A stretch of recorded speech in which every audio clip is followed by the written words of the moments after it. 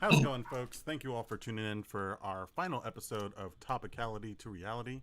Joining us today, we have Lee Thatch, who is an accomplished Cal State Fullerton debater, qualified to the NDT 4 times, placed octafinals in CETA, and since then has coached champions in high school and college debate.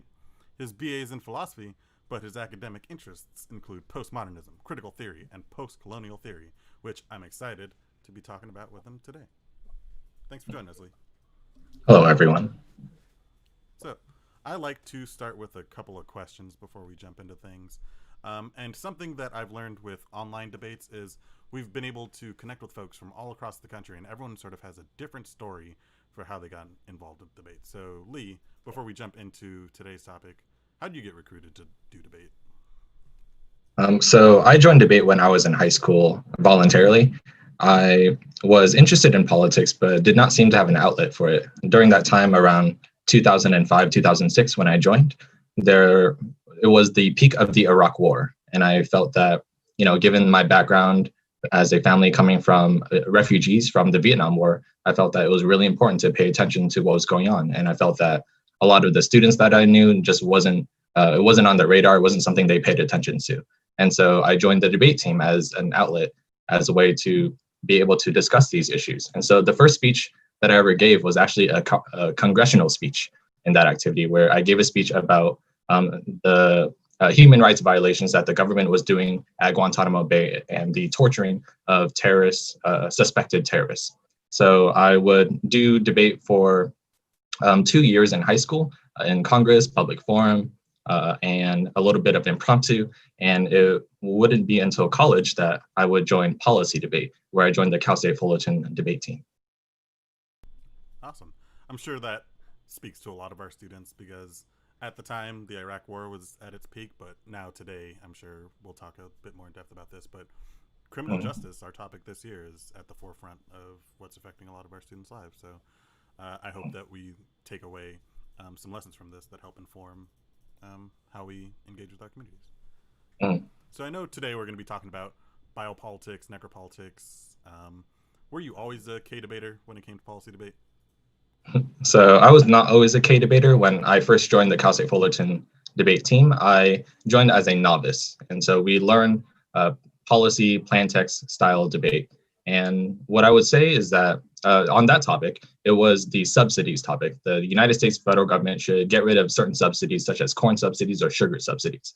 And what I would say about the team is that Tony Nielsen, who was the head coach of the team at that time, would put as much time with the varsity debaters as she would with the novice debaters as well. And so the case that we got was about ending sugar subsidies that the United States is supporting, because it is financially supporting slavery in the Dominican Republic, specifically the enslavement of Haitians. And so that was my first introduction to policy debate, but also it was my introduction to the ways that these policies affect systemic violence, systemic racism, and other forms of oppression all around the world. And so it wouldn't be until my sophomore year when I partnered up with Marvin Carter, and we started to introduce a lot of identity politics and critical race theory into our debate style. And that is because of the influences of our coaches. We had Orion Steele, who introduced us to postmodernism. We had Devin Cooper, who is now the head coach of Cal State Long Beach, who introduced us to critical race theory. Tony Nielsen introduced us to a lot of gender theory, including Judith Butler and third wave feminism. And lastly, Luis Magallon, who introduced me to Gloria Anzaldúa in her book Borderlands, who kind of was able to take a lot of elements of postmodernism, identity politics, and gender and queer theory, and really see how all these different theories not only fit together, but affect our everyday lives. And so I'll always remember the first line that I read in Borderlands, which is, I still remember it, which is that the US-Mexico border is an open wound where the third world grates against the third, or the first world grates against the third and bleeds. And that is a quote that always stuck to me because, as someone who came from an event of violence like the Vietnam War, those violence and memory and trauma was something that I always understood, but wasn't able to put a name to. And I think that's what critical theory was really important to being able to do.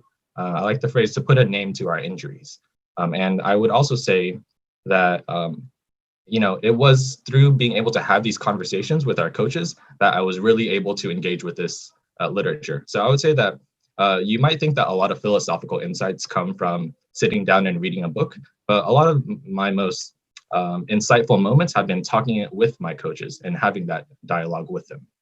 And so hopefully, and I think that is a power of debate. The power of debate is that we get to sit down and really talk about these issues, and we aren't just reading it in isolation. Awesome. So I think that's a great segue for what you've got today, because I feel like a lot of our students may have heard some of these philosophical terms, but let's go ahead and have you lead our discussion today. All right. So hello, everyone. Thank you for having me here today, and welcome to today's lecture on biopower and criminal justice. So given that this is a debate activity, I want everyone to think about why we do debate. We think of debate based on the Socratic dialectic, dialogue as a search for truth. But when you define persuasion, it is the use of rhetoric, logos, ethos, and pathos to influence how people think and behave. Persuasion is as much an activity about power as it is about truth. And so the questions we have may be, what is power? What is the power of the United States federal government? What is the power of money, capital, and corporations? How is power enforced and influenced upon us? And how do we enforce and influence others? How much of what we know is truth, and how much of it is influenced by power? How much is power known, and how is power practiced? And so today, Michel Foucault will address many of these questions. We will first go over the theory of biopower by Michel Foucault, and then we will apply it to the US criminal justice system and the US immigration system, including ICE and the border wall. And then we will go over other applications of Foucauldian scholarship with Giorgio Agamben's theory of sovereignty, Michael Hart and Antonio Negri's theory of empire, which addresses biopolitics and capitalism. We will address Akila Membe's theories of necropolitics and his application of Foucault's Foucauldian scholarship in neo-colonialism. And lastly, we will go over Judith Butler and her book Gender Trouble and a Foucauldian analysis of gender and gender norms. And ultimately, a radical deconstruction, if you will, of gender norms and gender identity.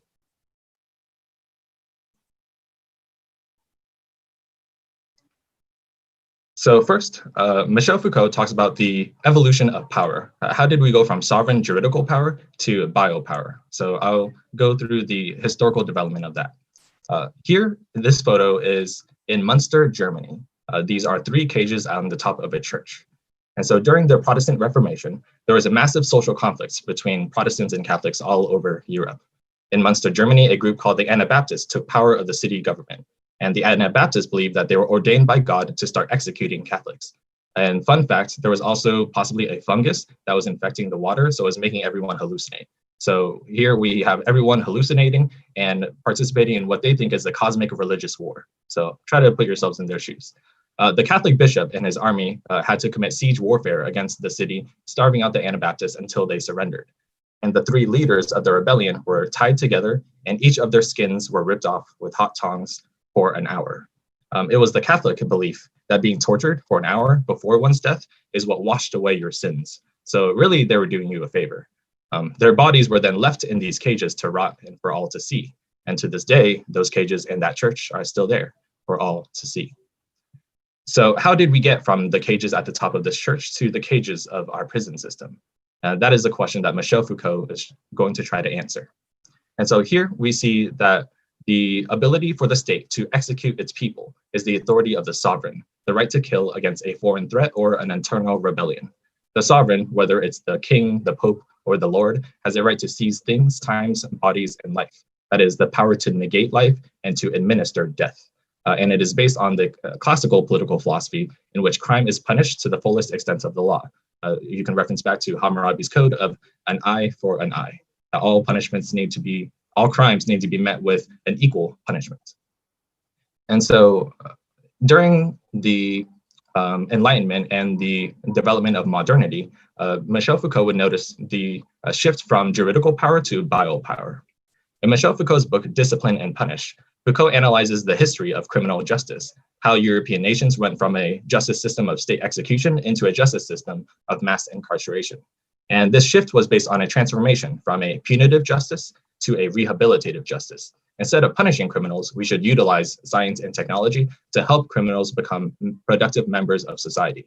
So another interesting fact, biopolitics was developed during the bubonic plague when the government administration had to maintain quarantine. So even the entire state sanctions of quarantine is based on biopolitics since the bubonic plague. They would call everyone to meet at the town square and do some health inspections, make sure that you didn't have black spots under your armpits, and ultimately to keep the health of the town and the population.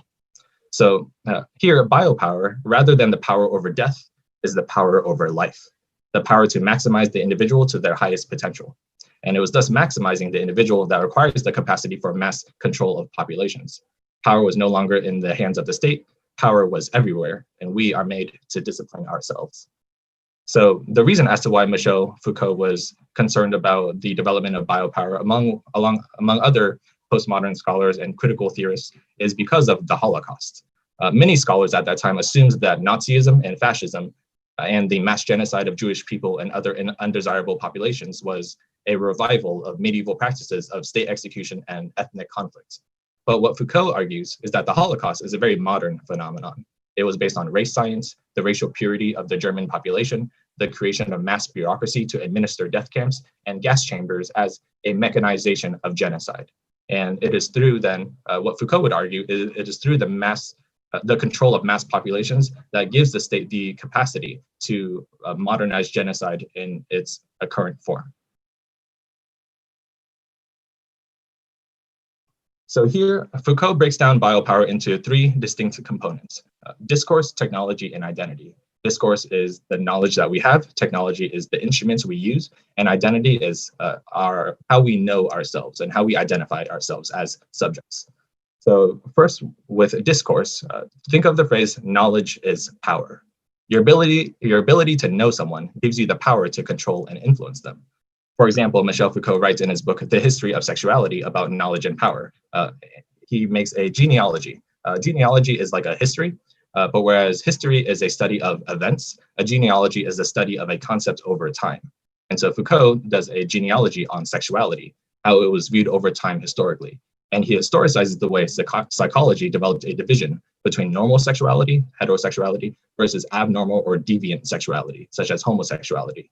And for a long time, psychology's goal was to cure gay people by repressing their sexual desires. And that is the power of psychology, to determine who is sane and who is crazy. Knowledge then is an archive of truth, but is also an archive of power. There is a panel of experts that is able to organize knowledge so that they could organize people and have power and influence over them. And so in criminal justice, it is the discourse of law and criminology that then determines what is legal or not legal, what is within the law or outside the bounds of the law, who is a citizen and who is a criminal. When it comes to technology, technology is the use of institutions and instruments to intervene on the life and death of populations. While criminology is a set of discourses, the police and the prison are the technology by which this discourse is enforced. The use of modern institutions to administer the disciplining of bodies and thus maximize the health and productivity of the population. And while this doesn't sound awful at first, think of the level of control over mass populations that this requires. For example, if someone were to commit a crime, think of all the ways the police can track them down. Driver's license, social security, home address, all of these things are meant to make you a useful member of society, but they're also used to keep tabs on you, to make sure that you are disciplining yourself. So the question that we can have is, would you cross a red light even if there was no police cars around? Lastly, we'll go over identity. Identity are modes of subjectification, or how do you identify yourself? If I were to ask who you are or who we are, you can give categories that are of your own choosing, like your personality traits. But much of who you are is not of your own choice. You are students, consumers, citizens, immigrants. Even the idea of free will is an idea given to you by earlier discourses. So how free are you really? Many of these forms of identifications are a means to create surveillance, to keep you in check, to make sure you're studying and obeying the law, making self-disciplinary subjects. In criminal justice, there is a division between law-abiding citizens and those who are pathologically criminal and or illegal immigrants. In school, you'll know this from the good students versus the bad students based on what grades they have or whether they went to detention or got suspended. So We can apply this to our modern politics when President Trump said that Mexico is not bringing their best, they're bringing rapists and killers. He is melding all these different discourses towards the criminalization of Mexican people, both citizens and immigrants alike. And so thus, it is through discourse, technology, and identity that power intervenes in our everyday lives, everywhere we go. So we can see now what Foucault means in this quote. Is it surprising that prisons resemble factories, schools, barracks, hospitals, which all resemble prisons? So while we may have a pessimistic reading of power because power is everywhere and maybe it prevents our capacity to change or to resist against it, Foucault actually makes the argument that because power is everywhere, we have every capacity to resist it in every instance possible. And so first, let's discuss the judicial system and the way the judicial system utilizes biopolitics to clamp down on resistance, and how, and then we'll go over the history of resistance against biopolitics. While the judicial system was viewed as a means to create more humane conditions in prisons, it also made power invisible. So this was in his book, Discipline and Punish, where he goes over the development of the prison system.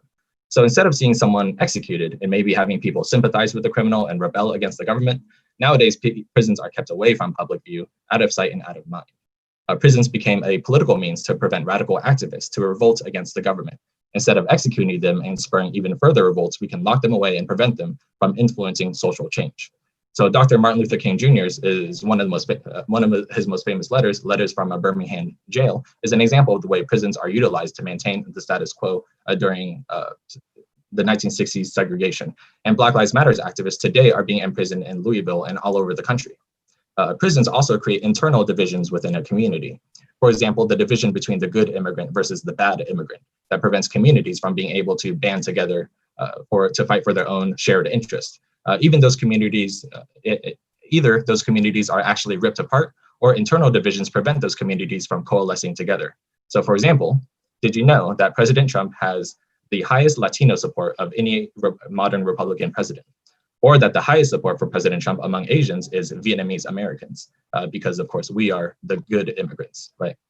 And so here we can discuss different modes of resistance. So if power is everywhere, how do we resist? How do we overcome this pessimistic view of biopolitics? And so this is where Foucault claims that where there is power, there is resistance. If power is everywhere, then potentially resistance can exist everywhere and in our everyday lives just as much as in broader political struggles. There are two things that resistance does to power. First, resistance is able to elude power, to keep out of surveillance and to hence threaten surveillance and threaten the capacity for the state to maintain control. For example, guerrilla warfare is an obvious example. For example, during the Vietnam War, not the Vietnam War, during Vietnam struggle against independence from the French, they utilized communication technology to evade and resist French troops. And so here's an article about the way the Viet Minh utilizes communication technology in order to evade French troops and utilize that as a strategy of guerrilla warfare. Let's see, yeah, and then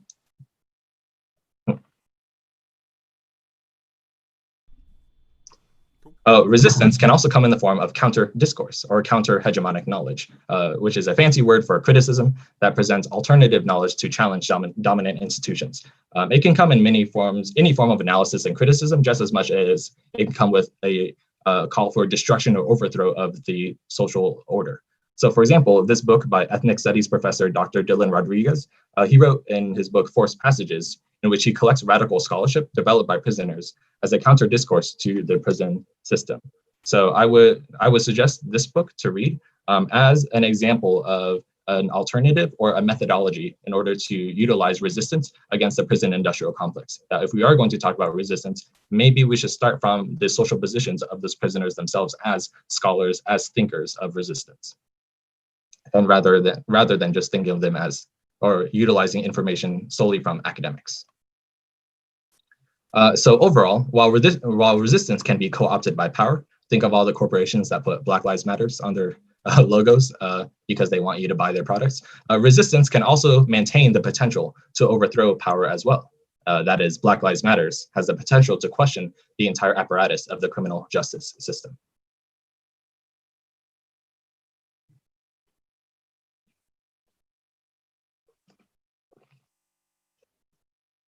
So now we'll talk about the development of the prison system within the United States and the way that we could think about biopolitics in this regard. So the first forms of prison reform was during the progressive era, during the 1890s through 1920s. The progressives wanted to utilize scientific methods to solve social ills. And so they wanted to tailor punishment to the offender rather than the crime. They wanted to utilize science to be able to rehabilitate or reform the criminal. So reform meant to transition from a punitive paradigm to a rehabilitative paradigm. Unfortunately, these reforms did not actually decrease the prison population. Instead, it extended the power of the state. So that's where plea bargains were invented, for example, which massively kept people in jail and unable to pay off their bail. Or they also expanded the state parole system, in which their people were still under surveillance of the state. During the 1960s and 70s is when we had the radical prison movement. There was a particular method that was forwarded, which was called bibliotherapy, which is where they provided a library and overall a community for prisoners to inundate with normal life. For example, prisoners were given recreation time, and there was a division between minimum versus maximum security prisons. And it was during this time that radical prison activists started to learn the law from these libraries or to publish writings, such as George Jackson and Malcolm X, who were then connected with the broader civil rights movement. So of course, these reforms would again fail since, again, things like libraries, recreations, and minimum maximum security became a means to control the prisoners' behavior. Their letters, for example, could be read and censored, and because prisoners have no free speech, since they were considered civilly dead. So during the 1980s was when we will see the right-wing co-option of prison reform in what is referred to as the tough on crime era of prisons, and the start of mass incarceration in the United States. So any calls for further reforms for the prisoners were denied. There would be no decriminalization of minor offenses and certainly no criminalization of corporate offenses.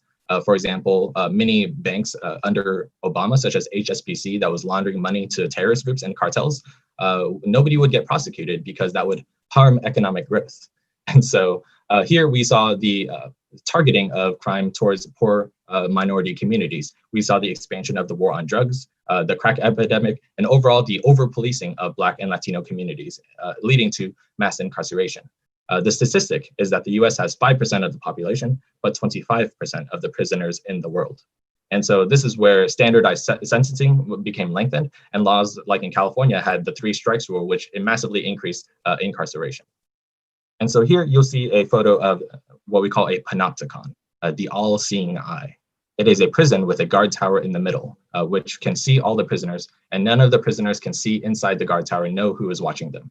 So even though this prison actually never took off, it was invented by Jeremy Bentham, who invented, the guy who does utilitarianism, the idea is still relevant today to criminal justice because it shows to what extent surveillance is a necessary instrument for the means of control. And so in our modern times, the police and the institutions like the NSA are the ultimate means of surveillance of communities and mass incarceration of those communities. Next, we will talk about biopolitics in relation to the border. So US immigration utilizes actually different forms of sovereign and biopolitics. And so in the article that I will provide for you later on, the author goes over the ways in which the border wall functions biopolitically through sovereignty, the disciplining of bodies, and lastly to biopower. So first, the border wall institutes sovereign power. The article quote says, quote, "Sovereign border power creates and secures territory, a border, and displays the truth of its strength on the condemned migrants' bodies as well as the body of the earth itself, in order to stop all unlawful entry by any means necessary." That is, the border wall is not there to stop immigration. It is to punish immigrants. Statistically, it did not even lessen immigration. It only led to more deaths of immigrants since they had to take more difficult routes with less food and water resources. And Foucault would say that that's actually the point. The wall does not care about stopping immigration. It is really more about demonstrating state power. And this would then allow for the disciplining of bodies through the criminalization of immigrants. Despite the fact that crossing the border is just a civil infraction, the article states, quote, "The border wall is also part of a series of behavioral technologies within a wall prison workplace system designed to create an obedient, docile, permanently surveilled, and criminalized body. That is, disciplinary detentions is where immigration is not treated as a problem, but rather it is treated as an opportunity for disciplinary strategies. That is, it is an opportunity to maintain power over docile bodies. We literally create the problem so that we can control the flow of migration of Mexican immigrants or immigrants from Central and South America. And lastly, the border wall and immigration system is utilized to institute biopower. The article quotes, "It is not merely a matter of environmental devastation, classism, or racism. The border wall is a productive investment opportunity for new real estate and the gentrification of built environments to break up crowds and to ensure hygiene, ventilation, and commerce." That is, the biopolitics of the border wall is not really about immigration. It is broadly about the state's capacity to control and surveil movements and life. So here we will see how we can apply biopower and biopolitics as a critique and debate. And generally, you want to establish your framework, your impacts, your links, and your alternatives. And your alternatives should be part of the permutation debate. So we'll start with the framework. You want to first start with the role of the ballot. And the reason what a role of the ballot is telling the judge, what are we voting for? What does the ballot stand for? What does it mean when I vote for the negative team? So an example of the role of the ballot is to say something like, the role of the ballot is who best resists against biopolitical governmentality. So you're giving the judge a decision about who better resists against the impact of biopolitics or biopower. And then after that, you can go over what those impacts are. First, you want to go over the impacts of biopower, that biopower is the basis for mass control and state-sanctioned violence. And then you want to utilize your case to outweigh the AF impacts. So for example, biopower outweighs extinction based on time frame and probability. Right now, there is a 100% likelihood that the state is utilized in order to maintain mass control of populations and commit violence against them. Then you make the argument that fiat is illusory. You want to make this argument so that the affirmative cannot weigh their impacts against you, so that we are not debating about AF implementation. What we really are arguing about is evaluating the AF discourse. And that is exactly what Foucault is doing as well, that we're evaluating the discourse and the inherent violence embedded within your discourse.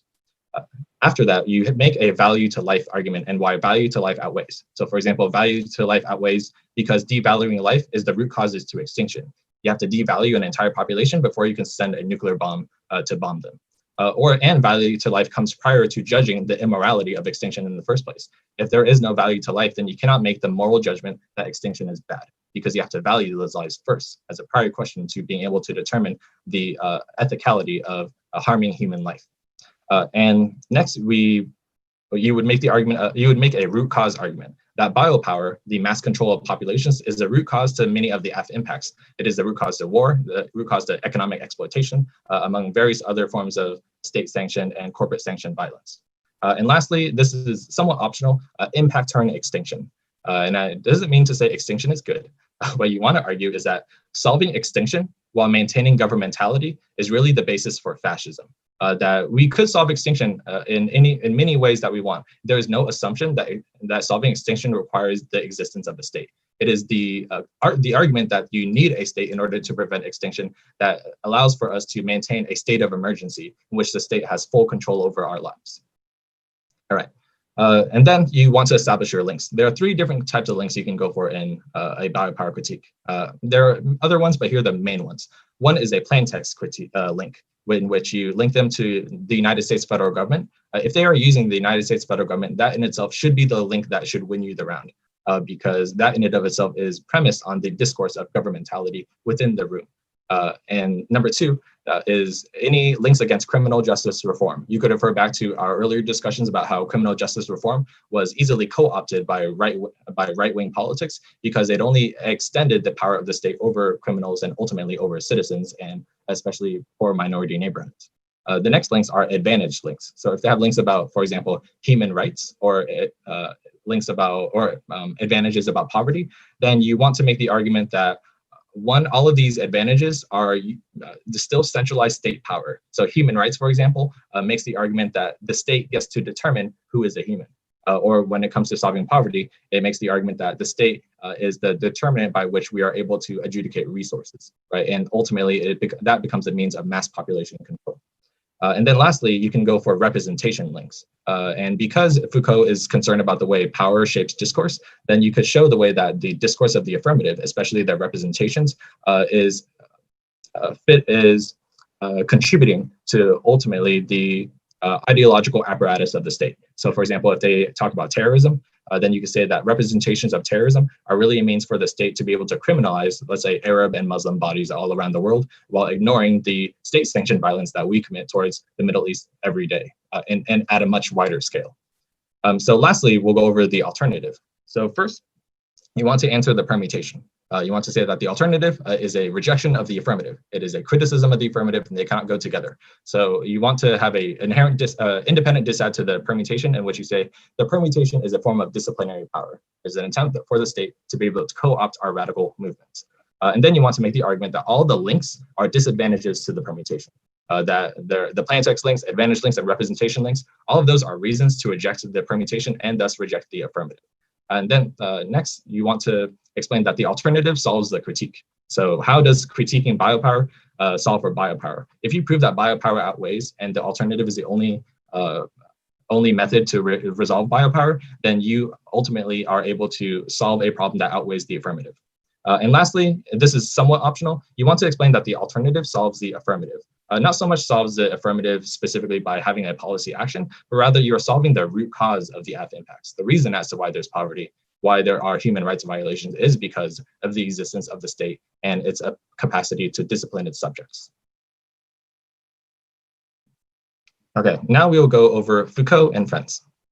These are applications of Foucault in various contexts. So we'll go over Giorgio Agamben's analysis of sovereignty, Hart and Negri's analysis of empire and global capitalism, Akila Membe's analysis of necropolitics under neocolonialism, and Judith Butler's analysis of disciplinary and juridical power in terms of gender norms and gender identity.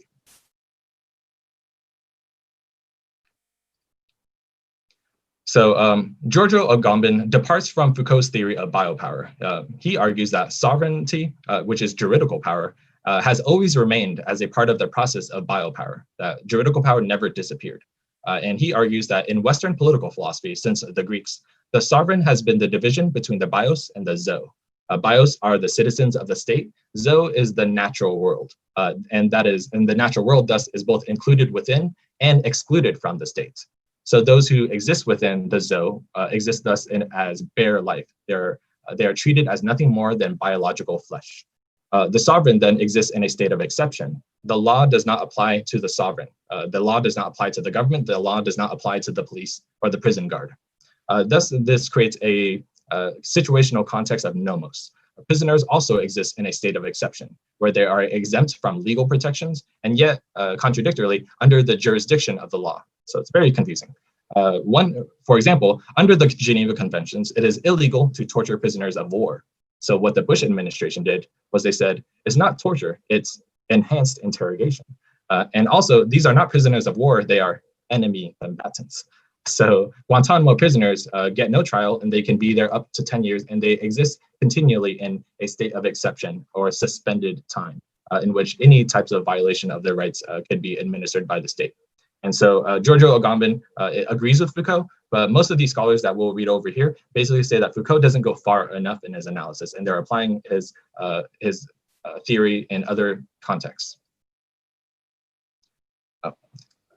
Michael Hart and Antonio Negri will also apply biopolitics to the development of transnational capitalism, especially after the 1990s collapse of the Soviet Union, in which globalized capitalism became the main economic system all around the world. So biopolitics now functions under globalized capitalism as transnational corporations function as decentralized, meaning they have no territory, sovereign entities. So they are, which means that the world is now ruled by financial elites, not so much by governments. The elites have economic power, while the government then maintains a monopoly on violence and then utilizes that violence in order to protect the property of the elite. So all the while, transnational corporations can then administer biopolitical control of populations. For example, Coca-Cola is the expansion of the globalization of Western culture. And McDonaldization is the transformation of life into an assembly line production all around the world. And ultimately, the US government right now is not considered a democracy. According to a Princeton study, we are a plutocracy. That is, the financial elite are the ones that are able to control the policies of the United States. So here's a quick video that demonstrates what coca colonization looks like.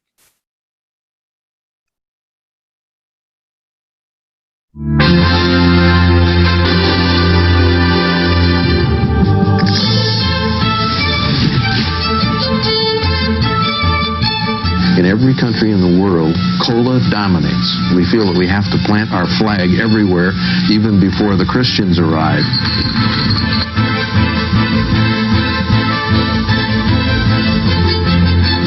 Cola's destiny is to inherit the earth.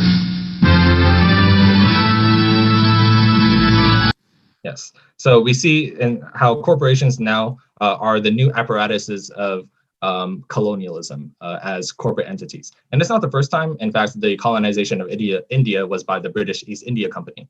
However, now transnational corporations are the new entities that are able to maintain control over the world, especially under post-colonies. So what is Hart and Negri's solution to this problem? They advocate for the multitudes.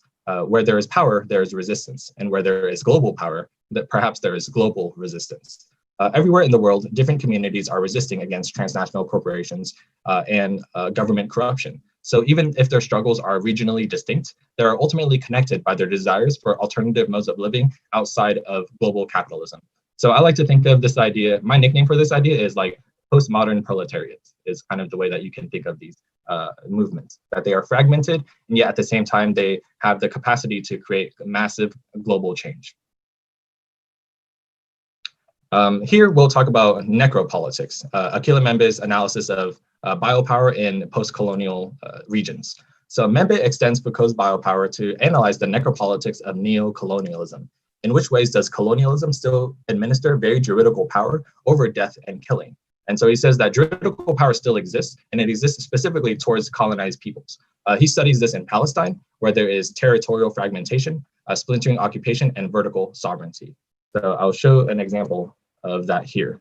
So this is a map of Palestine, and Israel and Palestine, in which it shows the roads that Palestinians are allowed to travel. Palestinians are only allowed to travel in these white roads here in Gaza and the West Bank. And then all the red and yellow roads are roads that are made exclusive for Israeli citizens. So this is an example of the three components of territorial fragmentation, which is territorial fragmentation is the ability to break apart different communities, break apart their territory, splintering occupation, which is the capacity to then occupy their land, and then vertical sovereignty, the capacity to commit massive violence against entire populations.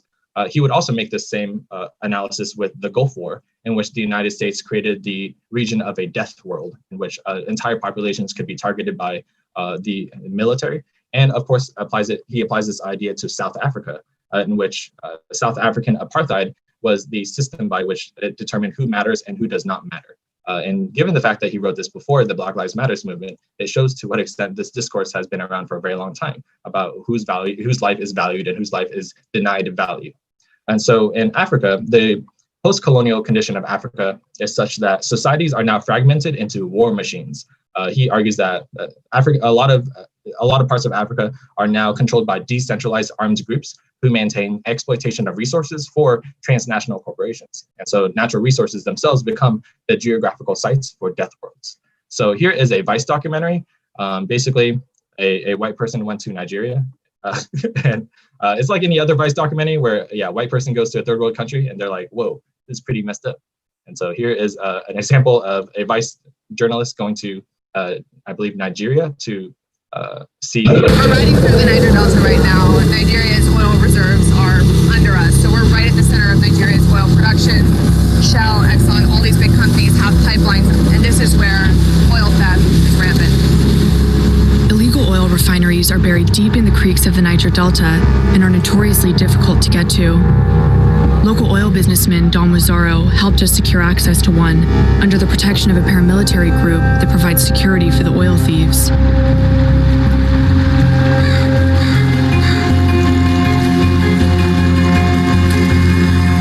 Yes, and all this oil is part of the global production of oil for transnational corporations like Exxon. Okay, and then lastly, so Judith Butler will apply Foucault's analysis of power to gender.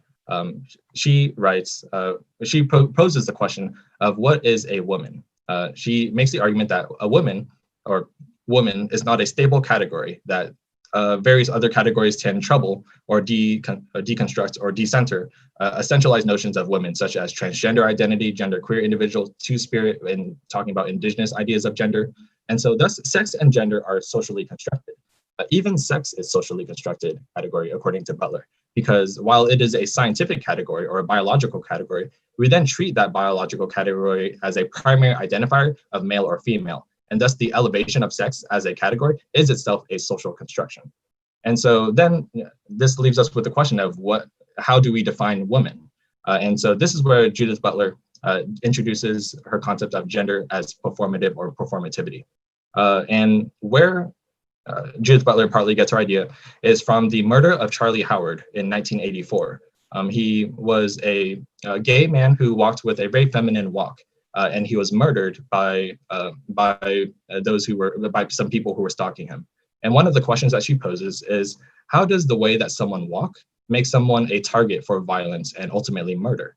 And so that's where she proposes the idea that gender is not a noun, it is not a thing, but rather gender is a verb. It is something that someone does. It is a performance. Butler does not ask the question of then what is gender, but rather asks the question, what does gender do? Which no longer relies on an ideal morphology of gender, but rather opens up gender to a set of capacities and potentials. A gender can be many things because we can do gender in many ways. The departure that Butler has from Michel Foucault is based on her analysis of juridical power. She argues that when it comes to heteronormativity and patriarchy, that juridical power still exists. She makes the argument that while politics is based on both juridical and productive forces, juridical power is the power to negate someone's identity through limitations, prohibitions, regulations, and control. So society then produces, for example, the discourse of women, that is the biopolitical nature of gender norms, while then creating restrictions in order to define womanhood. So thus Butler departs from Foucault's theory of biopower, arguing that gender minorities are subject to juridical power, since the essentialist productive ideas of womanhood are based on the juridical exclusion of those who are denied womanhood. All right, and so here are some resources that I have left for everyone. Here is a Google Drive that I made for Foucault scholarship that I referenced all throughout the slideshow. And I also included other ones that I didn't have time to talk about, such as Wendy Brown, Wounded Attachment, which is a Foucauldian critique of identity politics. Basically, every strategy that you would need to run a biopower K against either a plain text affirmative or against a critical affirmative, they are all here. So if you have any questions, then you could feel free to ask me. If you want to have an academy critique against an affirmative, such as a critical affirmative, then I would suggest reading The Reorder of Things by Roderick Ferguson, which is about the ways that the universities created ethnic studies programs as really a way to maintain surveillance of radical knowledge. So it's a pretty good book. I also provided YouTube videos that goes over Foucauldian theory and introduces you to it. So the BBC YouTube video here is a video about Foucault and fake news and how that applies. Then and Now is a introduction to Foucault and biopower. And I really like this video by Rick Roderick, who is a philosophy professor who was later denied tenure, unfortunately, and then died of cancer. But he was probably one of the best lecturers. He provides a bunch of other lectures from postmodern scholars such as Jean Baudrillard and Jacques Derrida. And lastly, I would, and this is in order of how advanced it is. So you should watch it in order. And so once you watch through everything, you should watch the Foucault versus Chomsky debate. Noam Chomsky argues that anarchism is the best form of government because it's able to have decentralized forms of communities that denies the ability for the state to impose its power. But then Foucault questions this idea and says that power does not only exist vertically, power also exists horizontally. So even in an anarchist society, there will still be unequal power relations that we must contend with. So it's a very good debate. I believe Foucault and Chomsky both know how to speak English and French. So Foucault just speaks French and Chomsky just speaks English. And they're all just like being super smart. So yeah, and that is it. So if there are any, so that is the end of the lecture. Thanks for showing up and listening to the theory of biopower and the way it applies to criminal justice. And so I'm open for cross-examination. Thank you so much. All good? Cool. Yeah. I've got a little bit of feedback. Anyway, let's jump right into it. So A lot of big concepts here. Appreciate you for breaking them down. But some folks wanted some clarification. So could you take a second to, you use this term juridical power. So what is that again? Yes, juridical power is the power of the state to negate your life, basically. The power of the state to basically execute a citizen. The power of the state to impose its power on you. So think of juridical power as vertical power, the state imposing its power. Biopower is more like horizontal power, the way that people then discipline themselves in our modern government. So sovereign power has existed for a very long time, since almost the beginning of human civilization, when we started developing like agriculture and complex societies in which there's a king or a monarch. So sovereign power, juridical power is like a king that they could do whatever they want, whereas biopower is much more complex and pervasive. Cool.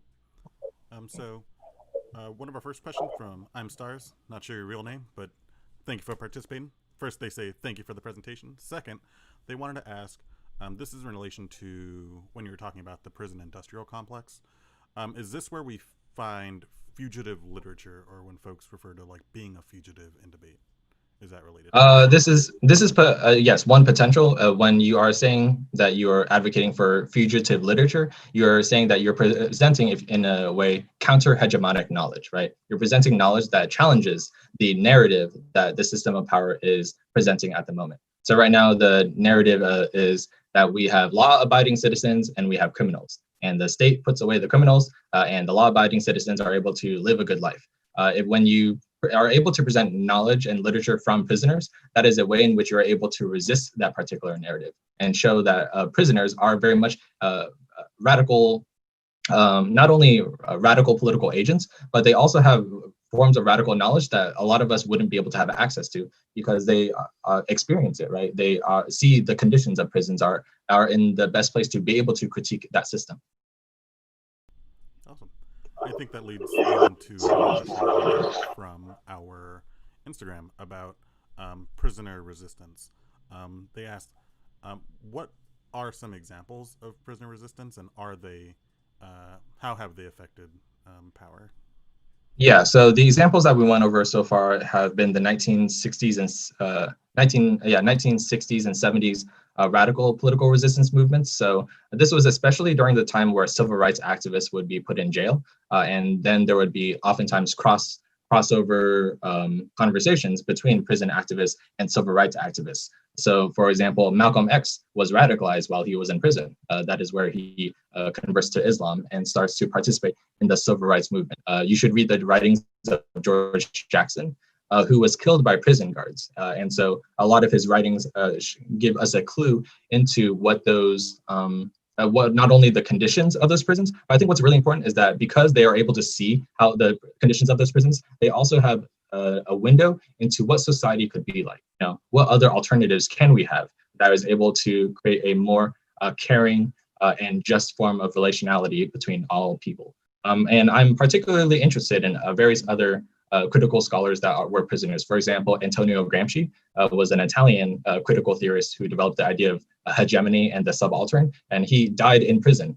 And most of his theories are in his book called The Prison Notes, which were notes that he was writing while he was in prison and are now published. Awesome. Thanks for sharing that with us. We've got a lot of reading to do. Our next comment comes from Jason. He just wanted to let you know you blew his mind a little bit with the Coca colonization. Yes, everywhere people are drinking Coke. I'll throw you a weird fact. In Kenya, a bottle of Coke is cheaper than a bottle of water, and that is where they have Coca-Cola plants. And so that is where people have more access to Coca-Cola than they do actual water. So yeah, that shows to what extent Coca-Cola is just a globally pervasive all around the world. And if anything, if you saw that commercial, Coca-Cola sees themselves as almost like Christian missionaries, you know, that will get there before the Christians, is what they said, that they're the new arm of neo-colonialism. Yeah, and there was one follow-up comment on that. So they ask, is this related to voluntarism, or how can voluntarism / colonization be connected to each other internationally? Sure. The voluntarism is definitely one element.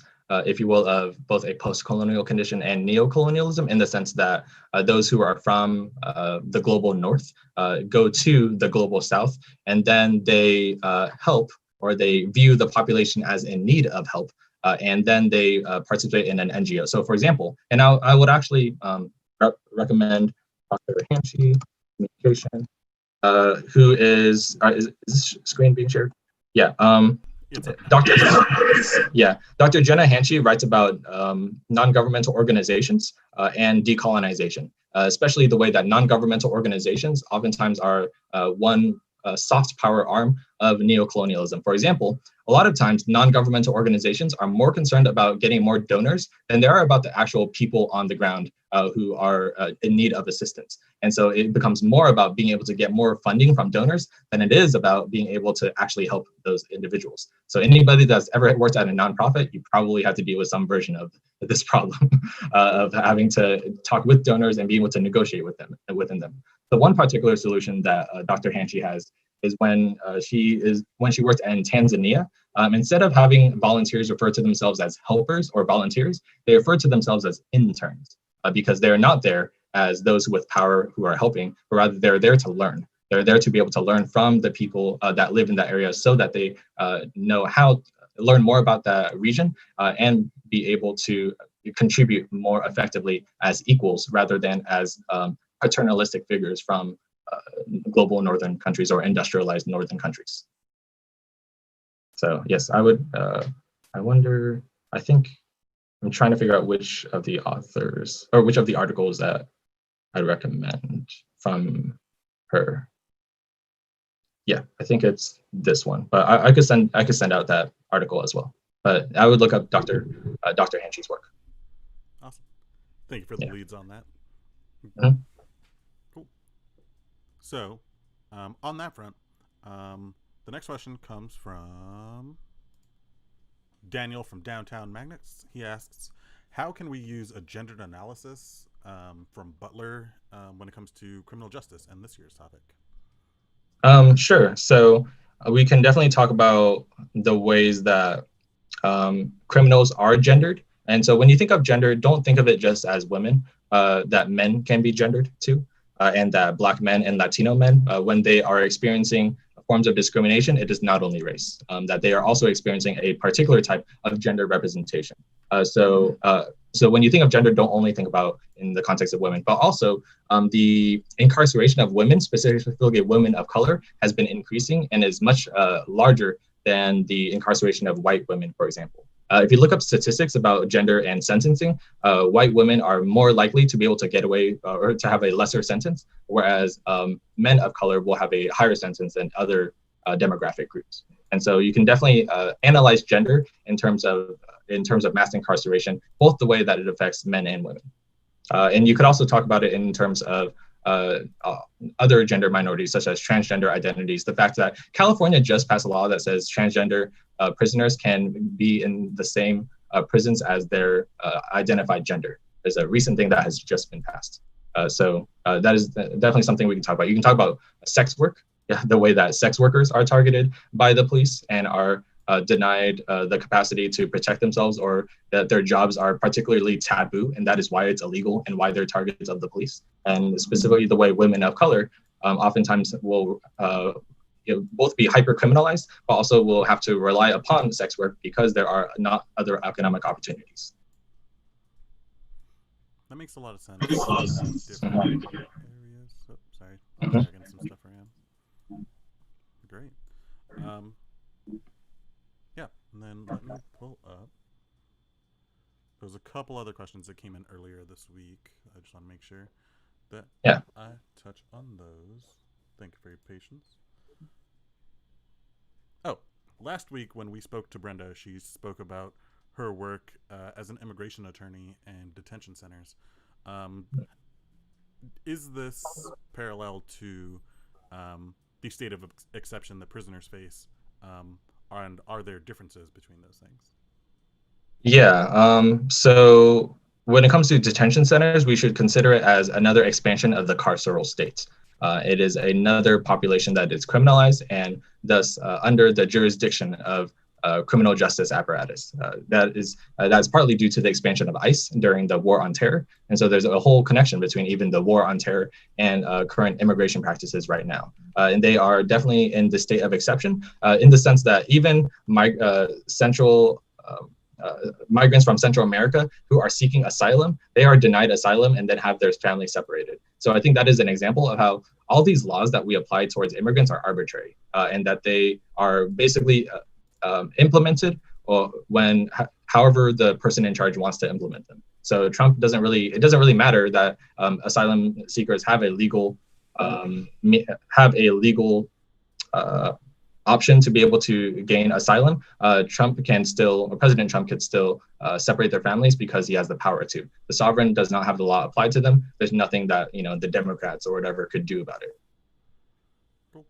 I think that leads to the final questions that some folks had. As you might know, tonight's the first presidential debates.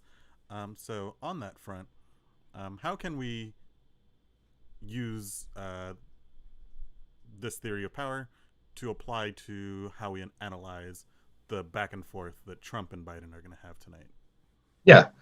So I think what Foucault might say about presidential politics is that we often think of presidential politics as vertical or sovereign power. We're choosing who the ruler of the country should be, right? And what I think Foucault would say that we should add onto that analysis is which ways does disciplinary power also function between Democrats and Republicans, right? In which ways do we utilize discourses of being conservative or liberal as a way to maintain like surveillance or disciplinary power over people. So something like cancel culture is very much an example of disciplinary power because we're able to make someone lose their job over their particular opinion. Which is not to say that someone shouldn't be fired if they're like a racist teacher or something like that. But that is one example of the way that disciplinary power can function. Anybody that is on the left, for example, professors or leftist professors can also be targeted for disciplinary power. I believe Dr. Tommy Curry, for example, had to leave the country because he said the statement that about Black Lives Matters and about white people that was very controversial to a lot of people. And so that made it so he was targeted and he now had to leave the country and teach in Dublin. So we are able to utilize these politics to then target each other on social media. And so I think what Foucault will add is that social media is an example of the way in which we are no longer passive consumers of information, but rather we are participants in the production of knowledge and thus in the disciplining of each other. Yeah, it's definitely really interesting to think about that implication when it comes to social media and the rest of our lives. It's getting doxxed, another example of it's more Baudrillardian, but it could be Foucauldian, is the way that the police have Twitters now, apparently. The LAPD has a Twitter, and it becomes a means by which the police can utilize Twitter as an arm of propaganda. Is another instance of like disciplinary power as well. Yeah, I've definitely seen that on Twitch where like army recruiters are like playing Call of Duty to like try to get folks to sign up for an Xbox giveaway, but then like the condition to enter the sweepstakes is you got to sign up.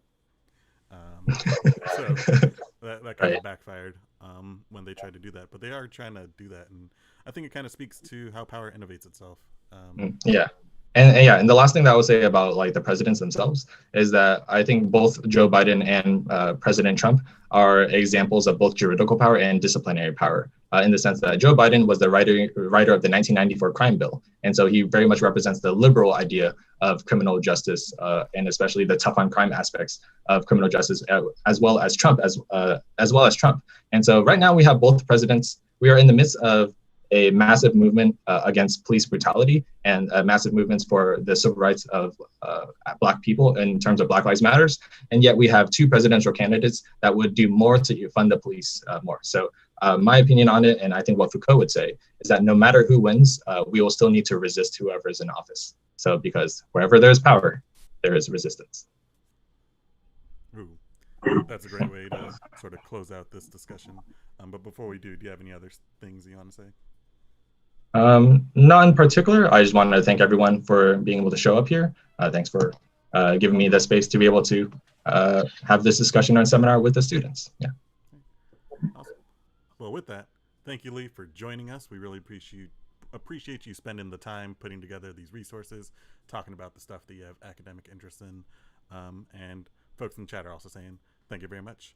For those of y'all that are interested in the slides and the presentation, we'll post it in the comments so you could download it and do some further research on your own. Couple of announcements. This is the last Topicality to Reality live stream that we'll be doing for this series, but we will be back with other ones in the future. If you have ideas about things that you want to hear us or folks in the community like Lee that you want to hear us talk about, send us a message on the Instagram or comment below what you want us to cover, because we've got a whole season of online debates and we want to take full advantage of this online forum, and we want it to be things that you are interested in and that you want to learn about.